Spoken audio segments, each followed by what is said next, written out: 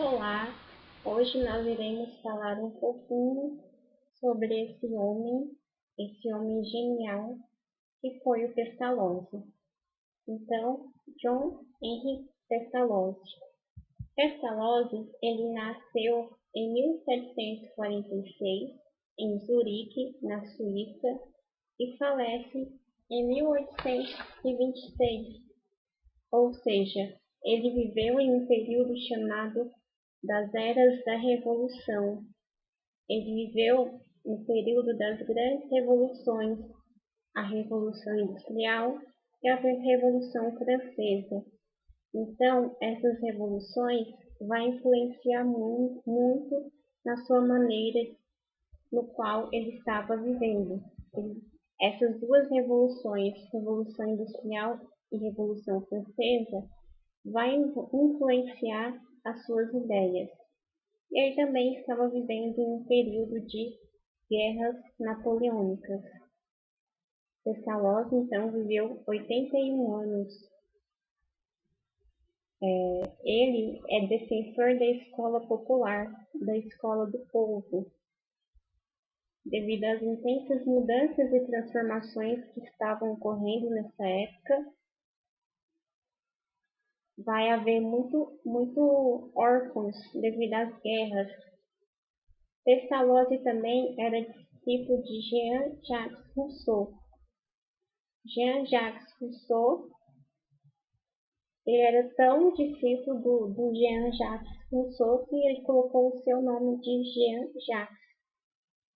Então, o Pestalozzi vai viver nesse momento de consolidação do capitalismo, fim do feudalismo e consolidação do capitalismo. Com isso, vai haver muitas pessoas passando fome, muitas doenças, muitas epidemias. E Pestalozzi acredita, então, a única forma de mudar a vida de alguém é pela educação, é pelo ensino. Por isso que ele é o defensor da escola popular.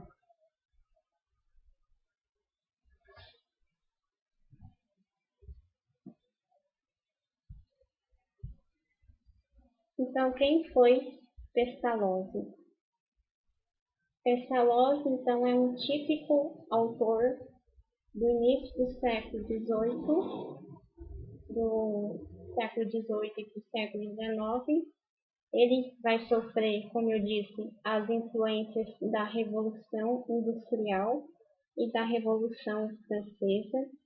Ele vive, então, em um período de grandes, intensas transformações. O mundo estava ali se transformando. Ele vai escrever muitas obras. Então, ele foi escritor e pedagogo. Ele escreveu 40 obras. Dentre dessas obras tem vários títulos e nenhum dos seus títulos, nenhuma das suas obras foi traduzida para o português. Teve obra até traduzida para o japonês, mas nenhuma obra foi traduzida para o português. A sua principal obra é Leonardo e Gertrude. Leonardo e Gertrude é de 1781. A outra obra principal dele também é Como Gertrude ensinava seus filhos, de 1820, e O Canto do Cisne. O Pestalozzi escrevia com o intuito de obter recursos financeiros, já que ele não era um homem que tinha muitas posses, e tudo que ele tinha ele investia na educação e nos órfãos.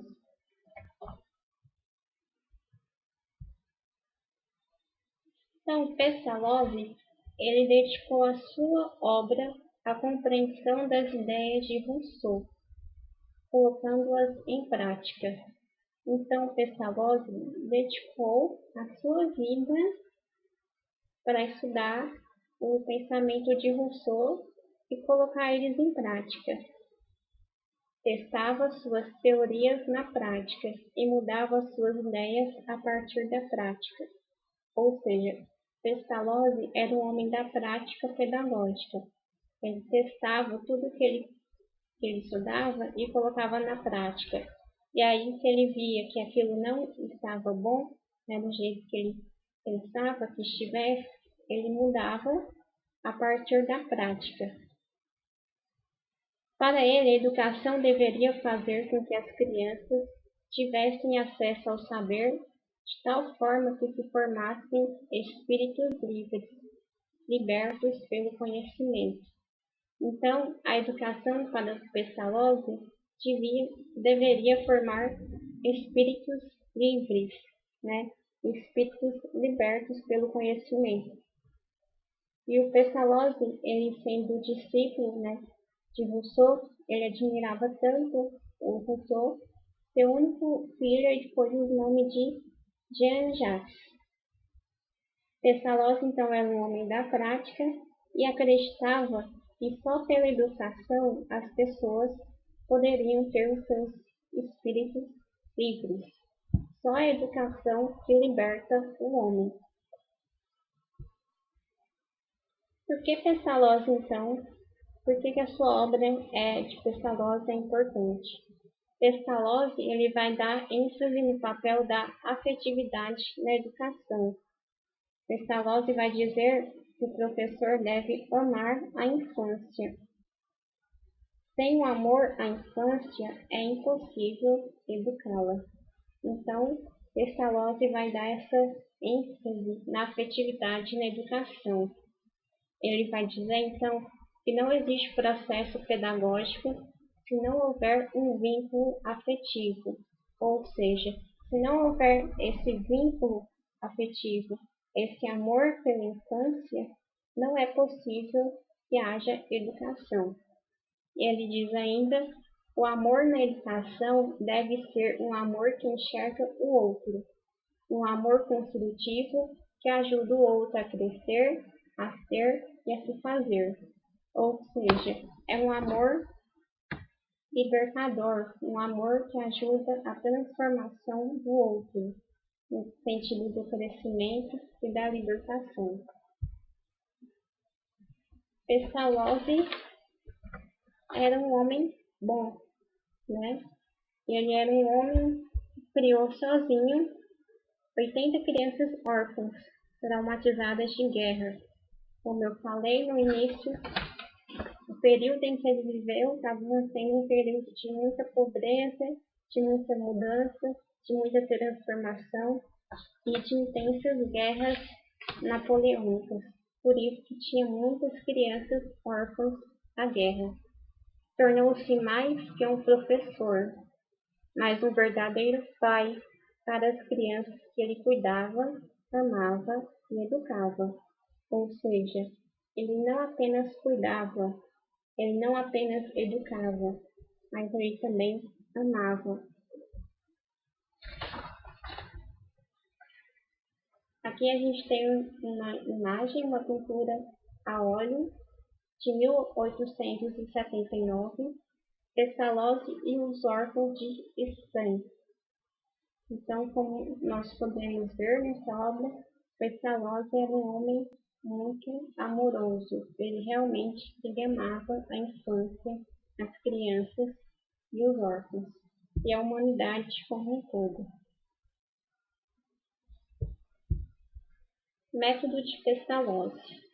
Então, Pestalozzi criou um método. Ele diz que toda aprendizagem passa pelos sentidos. Como assim?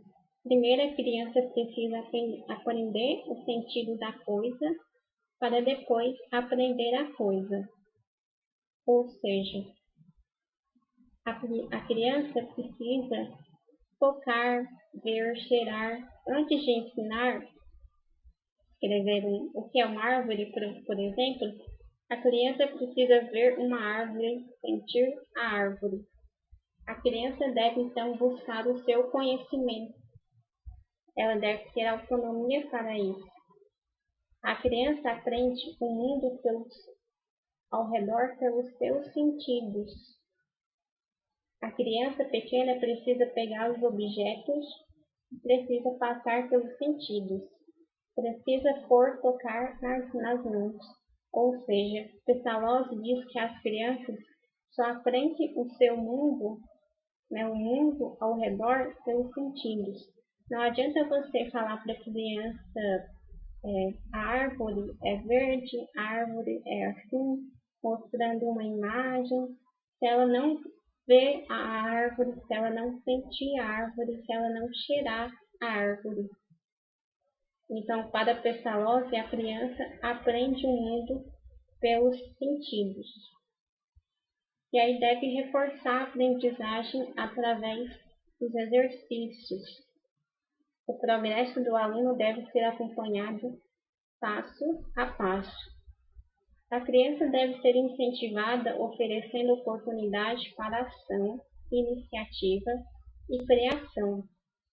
A criança deve construir a sua autonomia intelectual, moral, aprendendo a aprender. Então, a criança deve construir a sua própria autonomia, buscando aprender, buscando procurar o seu próprio conhecimento. E os educadores também devem ser educados. Para Pestalozzi, o professor é comparado ao jardineiro, que providencia as condições para o crescimento das plantas. Então, o papel do professor é orientar, é guiar. Pestalozzi, então, ele ensinava linguagem, levando as crianças a se expressarem corretamente, a escreverem e a terem noções de matemática, de ciência, de prática agrícola e de evangelização. Muitos dos alunos de Pestalozzi eles se destacaram na sociedade europeia e muitos dos seus alunos voltaram para o Instituto como professores. Pestalozzi vai falar então do amor, da paciência. A criança deve aprender desde pequenininha o valor ao trabalho, o valor de manter-se ocupada. O trabalho é estar em atividade, uma atividade que seja produtiva. E aí Pestalozzi vai falar dos trabalhos manuais, da tecelagem, da carpintaria, e o trabalho deve à produção de água, para que a criança colha o fruto do seu trabalho. A criança deve trabalhar no sentido de ter os trabalhos manuais desde cedo, de tecelagem, de carpintaria, e a produção do seu trabalho deve produzir algo de interesse da criança. Pestalozzi vai, então, depois de idas e vindas, de ter 4 institutos e acabar saindo desses institutos devido às condições financeiras dele, que era bem ruim, porque tudo que ele tinha, ele investia e ele acabou ficando pobre devido a ajudar os pobres. Então, Pestalozzi vai criar o Instituto de Yverdon, que é o instituto mais famoso. Esse instituto, então, ele vai durar 20 anos. Esse Instituto de Yverdon, ele era num castelo medieval do ano 1000. Hoje é o Museu de Pestalozzi. Então, o Instituto de Yverdon, criado por Pestalozzi no estilo de internato. Era um internato que durou 20 anos.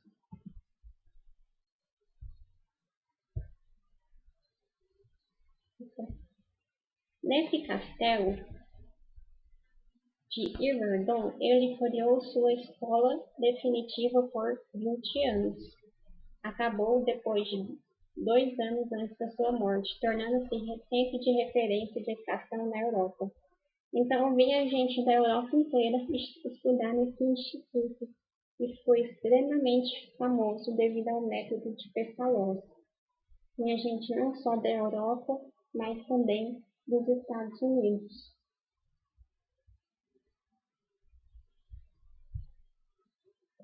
E Verdon não havia a mesma rigidez disciplinar dos internatos e eram proibidos qualquer espécie de castigo corporal. Isso porque era comum, naquela época, os cativos corporais. Os alunos corriam e brincavam e os portões do instituto estavam sempre abertos. Os estudos alternavam-se com trabalhos manuais, jogos, excursões e educação física.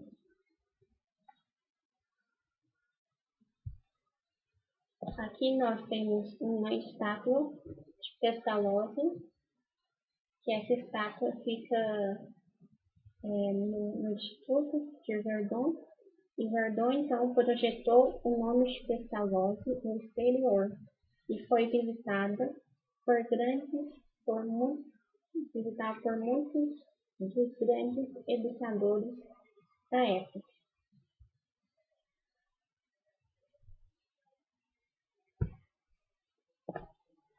Durante as aulas, os alunos aprendiam individualmente e em grupos.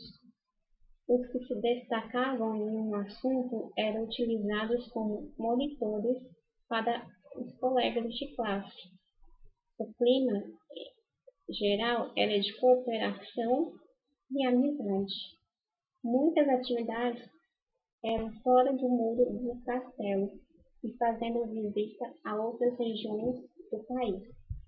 Então, era muito comum que as aulas fossem fora do castelo, fora da sala de aula e até mesmo em outras regiões ou outros países. As crianças não eram comparadas umas às outras. Não tinha testes, nem marcas ou relatórios. Os professores acompanhavam os alunos, verificando o progresso alcançado por cada um em relação a si mesmo. Então, as crianças eram comparadas entre si mesmas e não em relação a outras. Não havia regras rígidas e proibições. O ambiente era de uma grande família, onde os professores conviviam livremente com os alunos. Os professores exerciam uma autoridade natural, baseada no respeito mútuo e na amizade.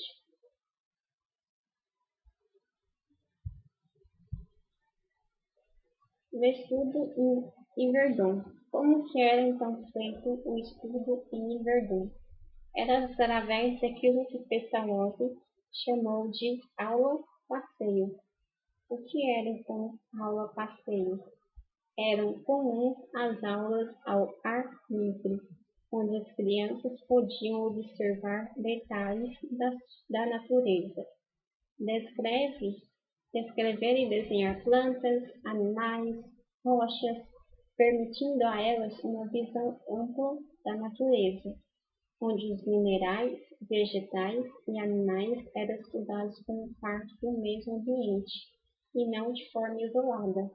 Então, era assim que era a aula passeio. As crianças iam observando os elementos da natureza, desenhando o todo e não as partes. Era uma escola experimental. Os professores semanalmente se reuniam com Pestalozzi e iam testando ideias, objetivos pedagógicos, depois ele escrevia isso a partir da prática. Pestalozzi de certa forma, ele não dava aula. Ele era mais um coordenador, não um diretor do instituto. Mas ele também tinha momentos com as crianças. O professor deveria ficar atento e desenvolver uma aguda percepção quanto às possibilidades do educando. O objetivo não era simplesmente ensinar determinada matéria para o grupo de alunos, mas auxiliá-los no desenvolvimento do potencial que cada um trazia em si. É aquilo que depois ele vai chamar do método intuitivo, que cada um de nós trazemos dentro de nós o conhecimento, e nós devemos, de certa forma, trazer esse conhecimento para fora de nós. Sócrates dizia que era a maiêutica, que era o quarto do conhecimento.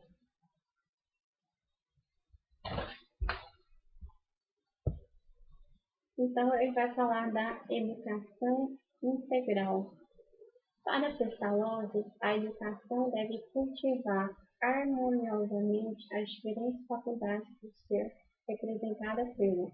Então, para Pestalozzi, para o ser humano, a criança se desenvolver plenamente, ela precisa desenvolver aquilo que ele representou pelo cérebro, coração, mãos.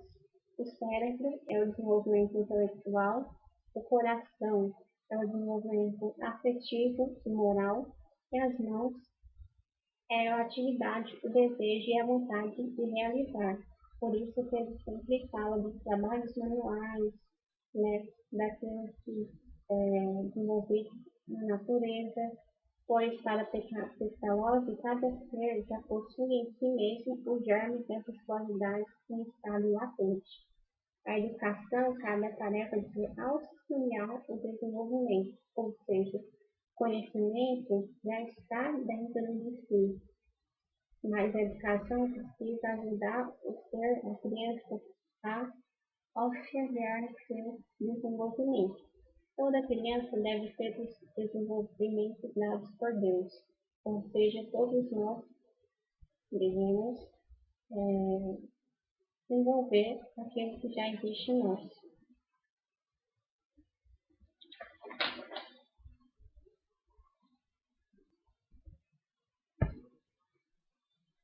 O método intuitivo. O método intuitivo é o processo denominado intuição, corresponde à apreensão do fenômeno ou objeto pelo próprio indivíduo, através do trabalho mental e não recebendo resposta pronta. Para que isso vai se dar através do olhar, do ouvir, do tocar, do comparar, do analisar. Por isso, de ir na natureza para você conseguir olhar, ver, ouvir, analisar e não receber as ideias prontas. Nada deve ser ensinado verbalmente antes de a criança ter compreendido o real significado do objeto ou do fenômeno. Observa a natureza in loco e não por meio de desenhos ou figuras. Assim, observa o fenômeno em atividade e a educação se torna vivência. Ou seja, devemos observar a natureza no seu local. Nada deve ser ensinado verbalmente para as crianças antes delas poderem ter aprendido o seu significado. E isso se dá através dos sentidos, através do método intuitivo, da intuição. A observação é estimulada, mas não imposta pelo professor. Não é o professor quem faz as perguntas que os alunos devem responder, através do passeio e da observação. As questões surgem em sua mente. O que é isso? Como funciona isso? A dúvida surge da observação e leva a querer saber. Então, a criança deve buscar o conhecimento que existe dentro dela mesma. Deve ser estimulada e não imposta. Deve buscar as próprias perguntas e as próprias respostas. Método intuitivo, então, leva o aluno a aprender a pensar, raciocinar, buscar suas respostas, trabalhar com sua própria mente, desenvolvendo os recursos de um trabalho de verdadeira construção mental. Por fim, a base da educação para Pestalozzi é o amor. Pestalozzi também vai falar das ideias guias, que é tipo aquelas ideias a guiarem o trabalho do professor. É como se fosse o tema gerador através de uma problematização da questão. Para Pestalozzi, a natureza é a exemplificação do divino na Terra. A escola deve ficar próxima à natureza.